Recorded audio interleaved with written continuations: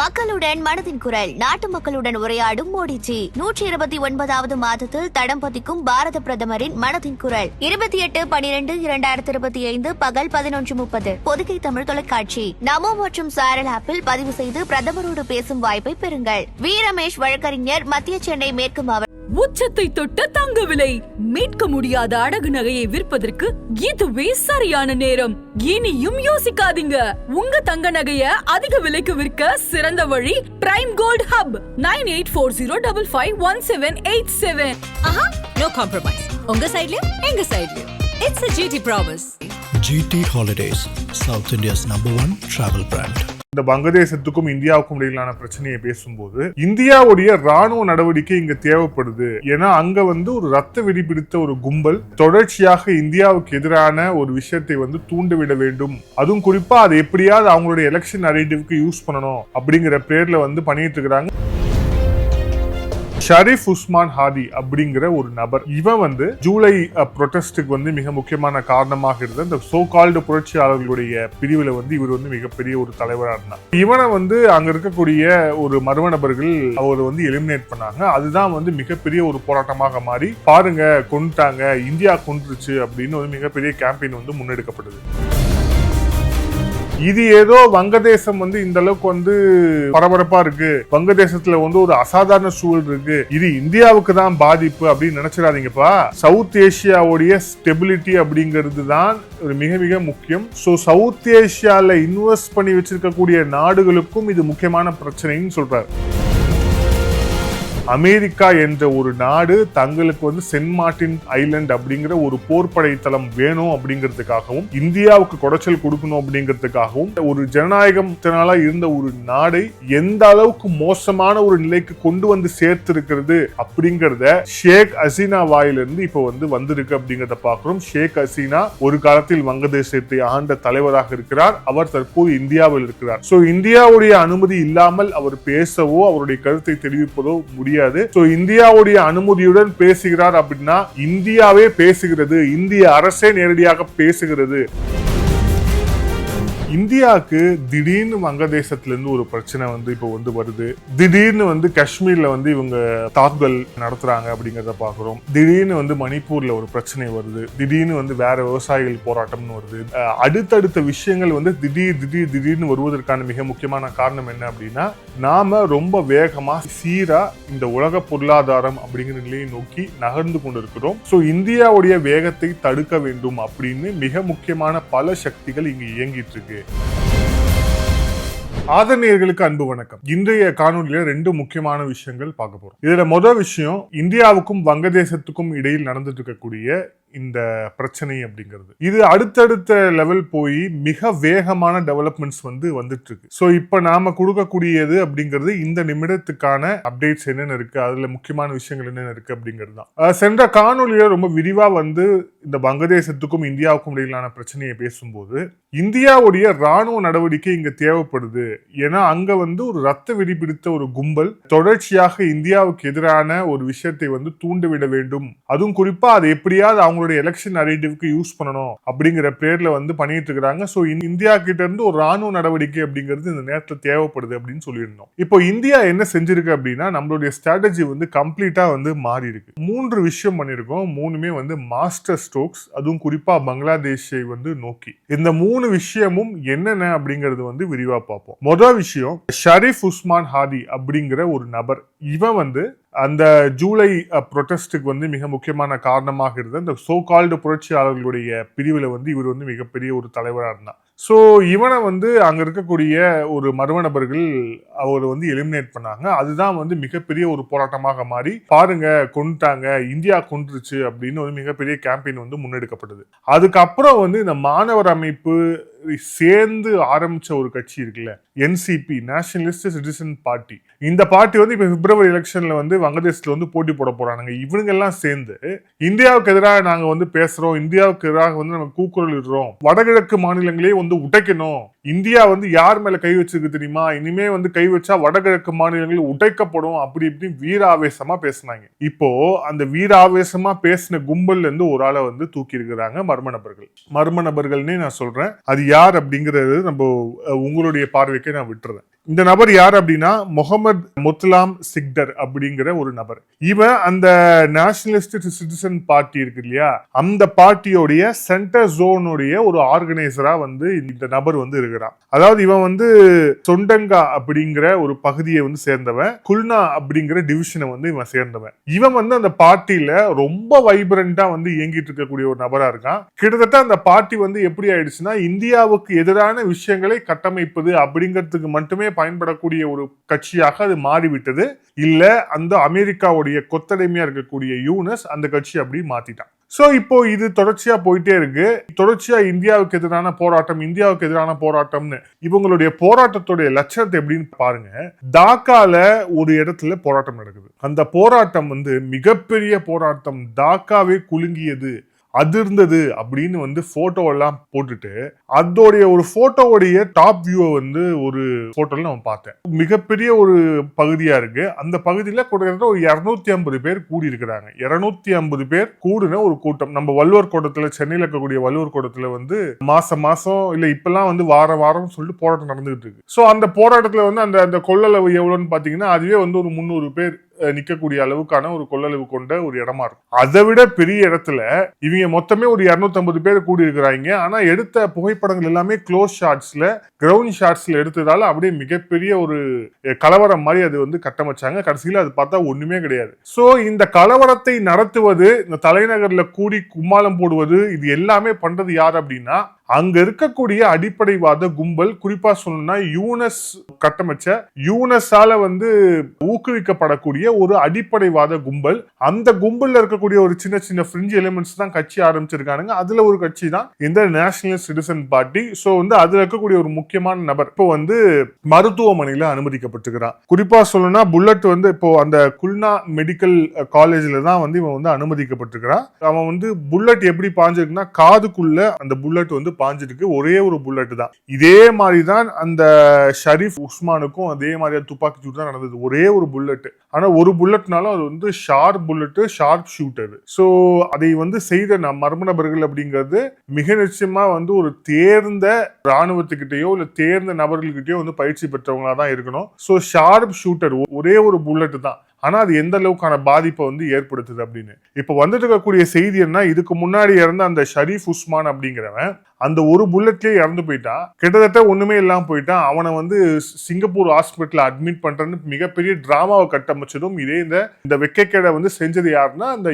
முகமது யூனஸ் தான். இப்ப பங்களாதேஷ் ஆட்சி பண்ணிருக்கக்கூடிய அந்த நபர். சோ இப்ப இன்னொரு நபரை வந்து தூக்கி இருக்கிறாங்கன்னு பாக்கணும். இவன் கவலைக்கிடம்னு வருது. அநேகமா இவனுடைய கதி என்ன ஆகும்னு நம்ம பார்க்கலாம். இப்போ ரெண்டாவதா பார்ப்போம். ரெண்டாவது முக்கியமான விஷயம் என்ன அப்படின்னா ஷேக் ஹசீனா. நம்ம தொடக்கத்துல இருந்தே சொல்லிட்டு இருக்கிறோம், ஷேக் ஹசீனாவை வந்து இந்தியா வந்து இங்க அரவணைத்து அடைக்கலம் கொடுத்து வச்சிருக்கிறாங்க அப்படின்னா அது வந்து ஏதோ சும்மாலாம் கிடையாது. ஷேக் ஹசீனா இந்தியாவின் குரலாக மாறுவார் அப்படின்னு நம்ம கடந்த காலங்கள் சொல்லியிருந்தோம். இப்போ வந்து கிட்டத்தட்ட அதே தான் நடந்துட்டு இருக்கு. இப்போ ஷேக் ஹசீனா பேசக்கூடிய, அவங்க கொடுக்கக்கூடிய பேட்டிகள்ல, அவங்க பயன்படுத்தக்கூடிய வார்த்தை எல்லாமே ஒரு வங்கதேச இளைஞர்களையும் அந்த மக்களையும் வந்து யோசிக்க வைக்கும், அவங்கள வந்து தட்டி எழுப்போம் அப்படிங்கறத வந்து ரொம்ப சட்டிலா வந்து செஞ்சுக்கிட்டு இருக்கிறாங்க அப்படிங்கறத பாக்குறோம். அவங்க கொடுத்த பேட்டியில இருக்கக்கூடிய மிக முக்கியமான விஷயங்களை பார்ப்போம். இந்த ஜூலை மூமெண்ட், அதனாலதான் வந்து அவங்களுடைய ஆட்சிக்கு வந்து ஆபத்து ஏற்பட்டு அவங்களும் வந்து இப்போ இந்தியால வந்து இருக்கக்கூடிய தஞ்சம் புக வேண்டிய ஒரு சூழல் அப்படிங்கிறது ஏற்படுது. இப்ப பாருங்க, அந்த வங்கதேசத்துல இப்ப எந்த அளவுக்கான சூழல் இருக்கு அப்படிங்கறத வந்து ஷேக் ஹசீனா வந்து அந்த பேட்டியில வந்து விவரிக்கிறார்.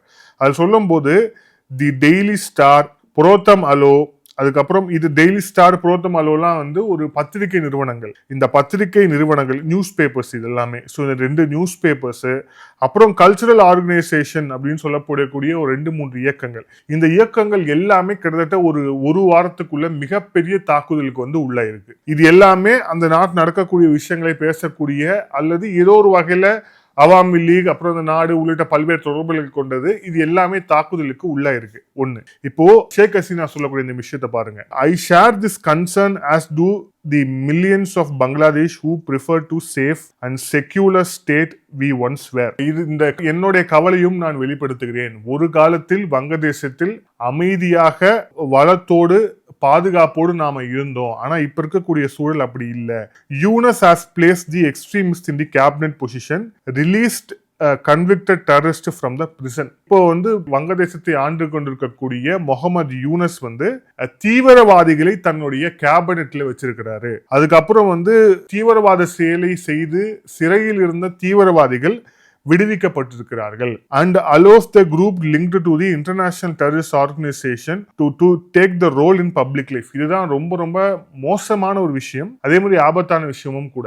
சர்வதேச தீவிரவாதிகளோடு தொடர்புடைய ஒரு இயக்கத்தை மெயின் ஸ்ட்ரீம் அரசியல் கட்சியாக மாற்றி இருக்கிறது இந்த யூனஸ் உடைய அரசாங்கம். he is not a politician, has no experience in governing the complex nation. so வங்கதேசம் போன்ற மிகவும் சிக்கலான ஒரு தேசத்தை நிர்வாகம் செய்யக்கூடிய திறமையோ முன் அனுபவமோ ஆளுமையோ இந்த முகமது யூனஸிடம் இல்லை. My fear is that radicals are using him to the project as an acceptable face of the international community while they systematically radicalize our institution within. Mohammed யூனஸை ஒரு முகமாக வைத்துக்கொண்டு இந்த தீவிரவாத அமைப்புகள்லாம் என்ன செய்யறாங்க அப்படின்னா, அவங்களுடைய அந்த தீவிரவாதம் அப்படிங்கிற அந்த குணத்தை அந்த ஐடியாலஜியை இவங்க எல்லாமே சிஸ்டமைஸ் பண்றாங்க. அதாவது வந்து அதை வந்து சட்டமாக்குறாங்க, சட்டமாக்கி அந்த விஷயத்தை வந்து நியாயப்படுத்துறாங்க அப்படிங்கிற விஷயத்தை சொல்றார். This should alarm not only India but every nation invested in South Asian stability. இது ஏதோ வங்கதேசம் வந்து இந்த அளவுக்கு வந்து பரபரப்பா இருக்கு, வங்கதேசத்துல வந்து ஒரு அசாதாரண சூழல் இருக்கு, இது இந்தியாவுக்கு தான் பாதிப்பு அப்படின்னு நினைச்சிடாதீங்கப்பா. சவுத் ஏஷியாவுடைய ஸ்டெபிலிட்டி அப்படிங்கிறது தான் ஒரு மிக மிக முக்கியம். வங்கதேசம் ஒரு மிக முக்கியமான இதா இருக்கு. ஸோ சவுத் ஏஷியால இன்வெஸ்ட் பண்ணி வச்சிருக்கக்கூடிய நாடுகளுக்கும் இது முக்கியமான பிரச்சனைன்னு சொல்றாரு. புரியுதா? அவர் யாருக்கு சொல்ல வராருன்னு புரியுதா? குறிப்பா இந்த யூனஸ் போன்ற இந்த கொத்தடிமைகளை தூண்டிவிட்டு இந்த சவுத் ஏஷியால ஒரு பதற்றமான சூழல் ஏற்படணும்னு நினைக்கக்கூடிய நாடு யார் அப்படின்னு உலகத்துக்கு தெரியும், அமெரிக்கா. சோ அமெரிக்காவுடைய இந்த விஷயத்துக்கு இந்த நாட்டில் யாராவது இன்வெஸ்ட் பண்ணிருக்கீங்க, இந்த ரீஜன்ல இன்வெஸ்ட் பண்ணிருந்தீங்கன்னா அது உங்களுக்கே ஆப்பு ஆகும் அப்படின்னு சொல்லிட்டு அமெரிக்காவை தவிர்த்து மற்ற நாடுகளுக்கும் சொல்கிறார் ஷேக் ஹசீனா. நோட் பண்ண வேண்டியது, secular character of Bangladeshi politics was one of the greatest stints and we cannot allow it to sacrifice at whim of the few idiotic extremists. வங்கதேச அரசியலில் இருந்த அந்த மதச்சார்பின்மை, மத நல்லிணக்கம் அப்படிங்கிறது அதுதான் நம்மளுடைய பலம். ஆனா அந்த பலத்தை வந்து இறக்க செய்யும் விதமாகத்தான் இந்த யூனஸோடைய செயல்பாடு வந்து இருக்கிறது அப்படின்ட்டு வந்து அவர் சொல்றார். Once democracy is restored and responsible governance returns, such a reckless talk will end. இதுதான் இந்தியா கொடுக்கக்கூடிய ஒரு செய்தி. இந்த சென்டென்ஸை நீங்க வந்து நல்லா நோட் பண்ணீங்கன்னா தெரியும், இந்த வார்த்தைகள் இருக்கக்கூடிய அழுத்தமும் அந்த கருத்தும் வெறும் ஷேக் ஹசீனாவுடைய கருத்து இல்ல, அது இந்தியாவுடைய கருத்து. ஒன்ஸ் டெமோக்ரஸி இஸ் ரீஸ்டோர்ட், வங்கதேசத்தில் ஜனநாயகம் திரும்பும் போது ஒரு பொறுப்பு மிக்க அரசாட்சி செய்யக்கூடியவர்கள் அந்த இடத்துக்கு வரும்போது such a reckless talk will end. இந்த மாதிரி கேவலமா உட்கார்ந்துட்டு இந்தியா உடைப்போம், வடகிழக்கு மாநிலங்களை உடைப்போம், இந்த மாதிரியான பேச்சுக்கள் வந்து முடிவுக்கு வரும் அப்படின்னு வந்து சொல்லியிருக்கிறார். இதை விட ஒரு ஸ்ட்ராங்கான ஒரு மெசேஜை கொடுக்கவே முடியாது. இது ஷேக் ஹசீனாவின் குரல் மட்டுமல்ல, இது இந்தியாவின் குரல். இது வெறும் வங்கதேசத்துக்கு மட்டுமல்ல, இது சர்வதேச நாடுகளுக்கு, குறிப்பாக இந்த சர்வதேச சமூகத்துக்கு அமெரிக்கா என்ற ஒரு நாடு தங்களுக்கு வந்து சென்ட் மார்டின் ஐலண்ட் அப்படிங்கிற ஒரு போர்ப்படை தளம் வேணும் அப்படிங்கிறதுக்காகவும், இந்தியாவுக்கு குடைச்சல் கொடுக்கணும் அப்படிங்கிறதுக்காகவும், ஒரு ஜனநாயகம் இத்தனை நாளா இருந்த ஒரு நாடை எந்த அளவுக்கு மோசமான ஒரு நிலைக்கு கொண்டு வந்து சேர்த்திருக்கிறது அப்படிங்கிறத ஷேக் ஹசீனா வாயிலிருந்து இப்போ வந்திருக்கு அப்படிங்கிறத பார்க்கிறோம். ஷேக் ஹசீனா ஒரு காலத்தில் வங்கதேசத்தை ஆண்ட தலைவராக இருக்கிறார். அவர் தற்போது இந்தியாவில் இருக்கிறார். ஸோ இந்தியாவுடைய அனுமதி இல்லாமல் அவர் பேசவோ அவருடைய கருத்தை தெரிவிப்பதோ முடியாது. ஸோ இந்தியாவுடைய அனுமதியுடன் பேசுகிறார் அப்படின்னா இந்தியாவே பேசுகிறது, இந்திய அரசே நேரடியாக பேசுகிறது அப்படிங்கிறதான் அதில் மிக முக்கியமான பொருள். இந்த பொருள் அப்படிங்கிறது வங்கதேச மக்களுக்கு போய் சேரணும். ஓகே, இது இரண்டாவது ஒரு நடவடிக்கை. மூன்றாவது நடவடிக்கை இந்தியா என்ன செஞ்சிருக்கு அப்படிங்கறதையும் பார்க்கிறோம். ஷேக் ஹசீனா சொன்னதுதான் மிக முக்கியமானது. ஏன் அப்படின்னா, ஜனநாயகம் மீண்டும் திரும்பும் போது நடக்க வேண்டிய விஷயங்கள் ஆட்டோமேட்டிக்கா நடக்கும் அப்படின்ட்டு வந்து ஷேக் ஹசீனா சொன்னதோடைய வெளிப்பாடை நம்ம எப்படி பார்க்கலாம் அப்படின்னா, அங்க ஜனநாயகம் மீண்டும் திரும்ப வேண்டும் அப்படிங்கறத தான் வந்து இந்தியா விரும்புகிறது அப்படின்னு வந்து புரிஞ்சுக்கலாம். ஆனாலும் கூட நம்மளுடைய செக்யூரிட்டி, நம்ம நாட்டுடைய பாதுகாப்புல எந்த விதமான ஒரு காம்ப்ரமைஸும் நம்மளால வந்து செய்ய முடியாது. இப்ப அதன் தொடர்ச்சியா இந்திய அரசு என்ன பண்ணிருக்கு அப்படின்னா, after establishing the 3 army bases in the arc covering West Bengal, Bihar and Assam to protect the strategic sensitive Siliguri corridor, so-called Chicken Neck, the Indian Defence Authorities now exploring the possibility of setting the 4th army station in Mizoram. ஏற்கனவே இந்த chicken நெக்கை நாங்க cut பண்ணிடுவோம், வடகிழக்கு மாநிலங்கள் இந்தியாவுக்கு வந்து இல்லாம போயிடும் அப்படின்னு சொல்லிட்டு இவங்க கொடுத்துருக்கக்கூடிய டைலாக், இதை எல்லாத்தையும் கடந்து ரொம்ப நல்லா பண்ணிட்டு இருக்காங்க. அப்படிங்கறதால நாமளே ஒரு ஆர்க் வடிவத்துல இந்த சிக்கன் காரிடாருக்கான செக்யூரிட்டியை நம்ம வந்து அதிகப்படுத்தி இருக்கிறோம். குறிப்பா வெஸ்ட் பெங்கால், பீகார், அஸ்ஸாம் மூணுத்திலுமே நம்மளுடைய இந்தியன் ஆர்மி பேஸ் அப்படிங்கிறது இருக்கு. சோ இதுல இருந்து ட்ரூப்ஸ் மூவ் பண்றது சிக்கன் காரிடாருக்கு அணுக்கமான விஷயங்களை வந்து பாதுகாப்பு விஷயங்களை செய்வது அப்படிங்கிற விஷயத்தை நம்ம ஏற்கனவே பண்ணிட்டோம். இப்ப இந்த பங்களாதேஷ் நடந்துட்டு இருக்கக்கூடிய விஷயங்கள் இதன் தொடர்ச்சியாக மேலும் கூடுதலாக கவனமா இருக்கணும். அப்படிங்கறதால மிசோரம் மாநிலத்திலையும் இந்திய ராணுவத்துடைய ராணுவ தளம் விரைவில் வர இருக்கிறது. அதுக்கான பணிகள் அப்படிங்கிறது எந்த இடத்துல அது அமையணும் அப்படிங்கிறதுக்கான பணிகள் இப்போ வந்து வேகம் எடுக்க தொடங்கி இருக்கின்றன.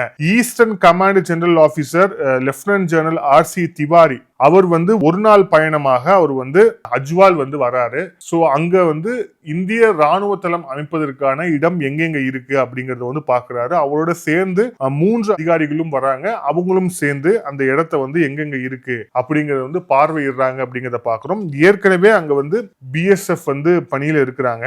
சோ BSF பணியில இருந்தாலும் கூட ஒரு ராணுவ தளம் வேண்டும் அப்படிங்கிற ஒரு கட்டாயம் வந்து இருக்கு. இப்போ பார்த்தோம் அப்படின்னா, இந்தியா பங்களாதேஷ் பார்டர்ல மொத்தம் 85 BSF உடைய அவுட் போஸ்ட் அப்படிங்கிறது இருக்கு. 85 அவுட் போஸ்ட் இருந்தாலும் கூட ராணுவ தளம் வர வேண்டும் அப்படிங்கிற கட்டாயத்தை நோக்கி தான் நகர்ந்துட்டு இருக்கிறாங்க.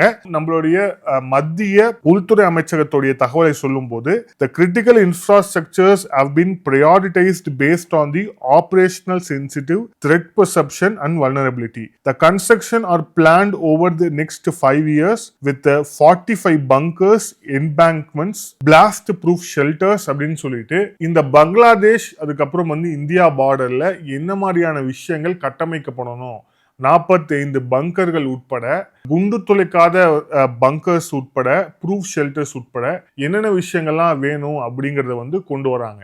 இது கடந்த காலங்கள்ல காஷ்மீர் ரீஜன்ல பாகிஸ்தான் பார்டர்ல இருந்த ஒரு விஷயம். ஆனா என்னைக்கு இந்த வங்கதேசம்ன்ற ஒரு நாடு இன்னொரு பாகிஸ்தானாக மாறியதோ அப்பவே நாம இதை செய்யணும் அப்படிங்கிற தேவை அப்படிங்கிறது அங்க ஏற்பட்டிருக்கு. அதனால தொடர்ச்சியா வந்து இதை வந்து செஞ்சுட்டு இருக்கிறோம். இந்த பதிவோட இறுதியா கடந்த காணொலியில நம்ம ஒரு முக்கியமான விஷயம் சொல்லியிருந்தோம். இந்தியாவுக்கு திடீர்னு வங்கதேசத்துல இருந்து ஒரு பிரச்சனை வந்து இப்போ வந்து வருது. திடீர்னு வந்து காஷ்மீர்ல வந்து இவங்க தாக்குதல் நடத்துறாங்க அப்படிங்கறத பாக்குறோம். திடீர்னு வந்து மணிப்பூர்ல ஒரு பிரச்சனை வருது. திடீர்னு வந்து வேற விவசாயிகள் போராட்டம்னு வருது.